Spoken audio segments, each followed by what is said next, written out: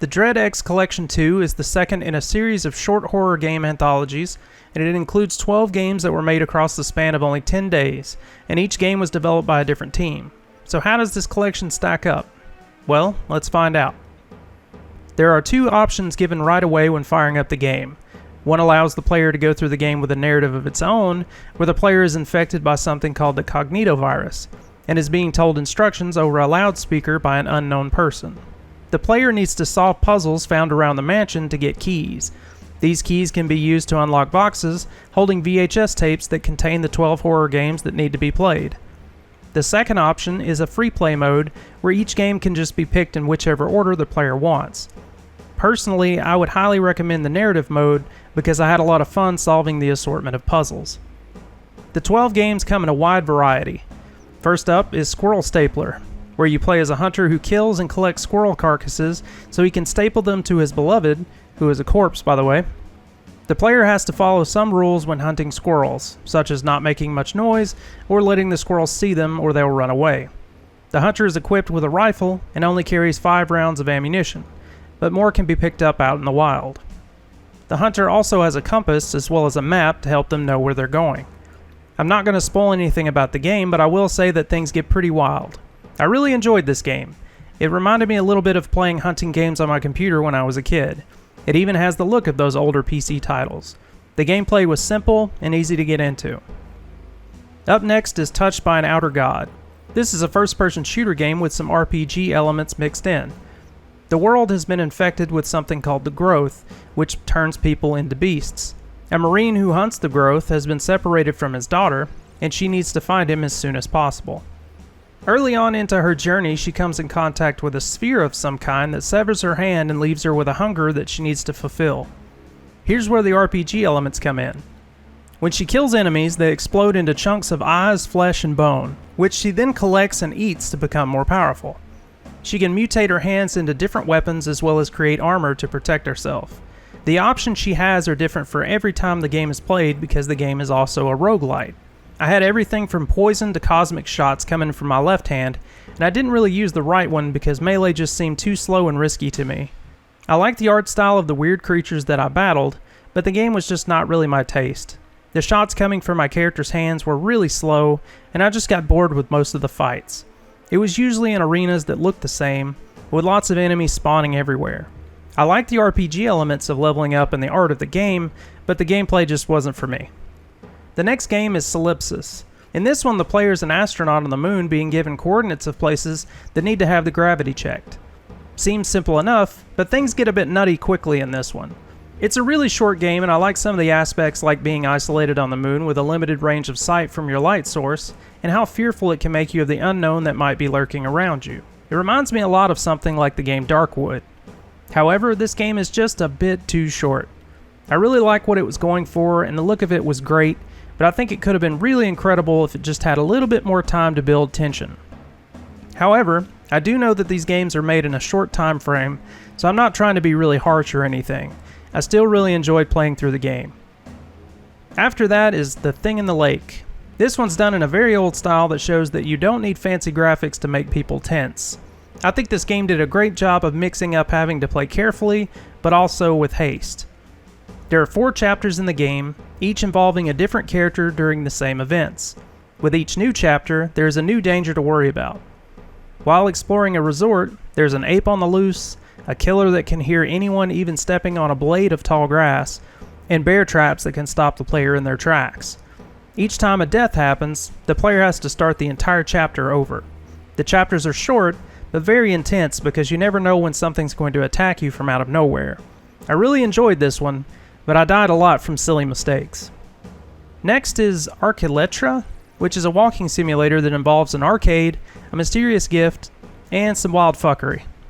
After opening a gift inside of the arcade, a hole is opened to another world, and lots of things keep going haywire. The player has to keep tethering electronic devices into the hole, and each time that they do, something new happens.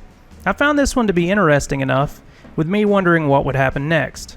I did get a bit frustrated though, because the game froze up near the end and I had to do the entire game over again. Then it froze again during the ending cutscene. But this one was okay. After that is Charlotte's Exile, which is a point-and-click game with plenty of puzzle solving. The plot is that Charlotte, the protagonist's love, has been banished to an ancient realm, and it's up to the protagonist to save her. The notes that can bring her back are written in an ancient Eldritch language and must be decoded using a book of Eldritch gods and devices. There are things lurking in the dark that don't want to be banished, so while trying to decode the language, the player must keep an eye out for things inching their way towards them. I actually loved this game. It was intense as well as fun, and it made me think of how a friend and I would sometimes write notes in junior high school in code, so if anyone found them, they wouldn't know what was being said. Figuring out stuff like that has always been a lot of fun for me. Next up is Undiscovered. This is a found footage style game about two archaeologists in the 1940s who are exploring a tomb that apparently no one has entered in centuries. I really like the premise of this one, being in second person perspective and all, but damn, the camera wobbling around almost made me nauseous at times. The events that happened during this one are wild, and honestly did have me wondering what would be around the corner. I also swear some of the characters were quoting the villagers from Resident Evil 4. This one was interesting. I just wish the camera was a little bit more stable, and the controls were a bit tighter. Up next is To the End of Days. This one is a straightforward first-person shooter taking place during, well, the end of days. The premise is simple. Get to your family and don't let anything get in your way. The protagonist is equipped with an axe shotgun that gets the job done when it comes to stopping things in the way. There are only two types of enemies to deal with, and the most common ones are cultist guys that seem like the only people left in the city. The levels are very linear, and the shooting in this feels just alright. It doesn't feel like a AAA shooter or anything, but that's to be expected. This one won't blow your mind, but it was okay. Then there's Sucker for Love. This one is a dating sim with a twist. You're trying to nab a kiss from an elder god before she destroys reality itself. The main character is ordered a Necronomicon from the internet so they can summon an elder god, but quickly finds out that what they really ordered was a book on how to date one.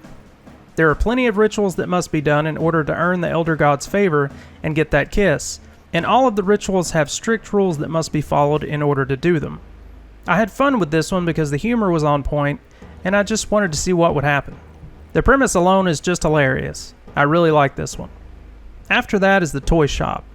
This one's a bit more complex than some of the others, where the player is what is referred to by the other characters as a toy soldier, who's programmed to only hear and read what its creator wants it to. And there's a lot of rejected toys that are separated from the others, and they just don't seem to get along with the toy soldiers. I actually wasn't able to complete this one yet because I got to a jump during a platforming section that I just couldn't figure out how to make. I was probably missing something, but before that there was a jump that I had to make that was seemingly made by pure luck. I had a few times where I made it, and then other times I fell to my doom. There's supposed to be a section with a gun, but I didn't make it that far. This one has an interesting premise, but I just didn't like the platforming sections because they were too floaty, and the jumps were a bit too difficult. The rest of it wasn't bad though. The next game is Another Late Night. This is a narrative-driven point-and-click, where you read about how a developer of the game Another Late Night is suspected to be involved with 4 missing people. So the player has to read articles and read some chats in order to try and figure out what happened. There's also someone who is asking you questions. Now I think I might have missed something with this game because I read just a few articles, answered a few questions, and then it was pretty much over. My guess is that if the answers you give are bad, then the story might go in a completely different direction. This one was neat, but I wanted the rabbit hole to go really deep with mystery. And the last game is The Diving Bell. The player is stuck in a research facility deep underwater, and all of the other members of their team are dead. So the main goal is to try and find a way out without losing what's left of their sanity. I found the mounting tension in this game to be really well done because I had no idea what was going to happen next. I liked the puzzles even though they were really simple, and I liked the fact that I got to learn more about the character through the logs they were entering in the computer. I really enjoyed this one even though I had it crash on me multiple times, mainly because of my capture program, and the game didn't save any information so I had to restart it from the beginning a few times.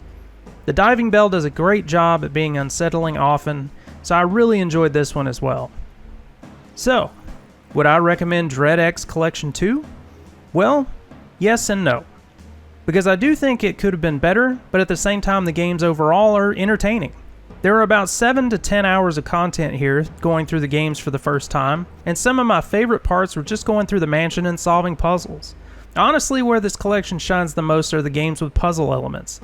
Most of the games had really interesting worlds, but with a few of them, either the gameplay wasn't up to par, or they had elements that weren't really all that fun. Again, I think this is primarily because of the games only being created in 10 days, and overall, despite my criticism, I think this has some really neat games in it, and I think you should check it out if you like what you've seen here, especially if it's on sale. So I want to thank DreadXP for being kind enough to send me a copy of the game for review, and I want to thank you for watching.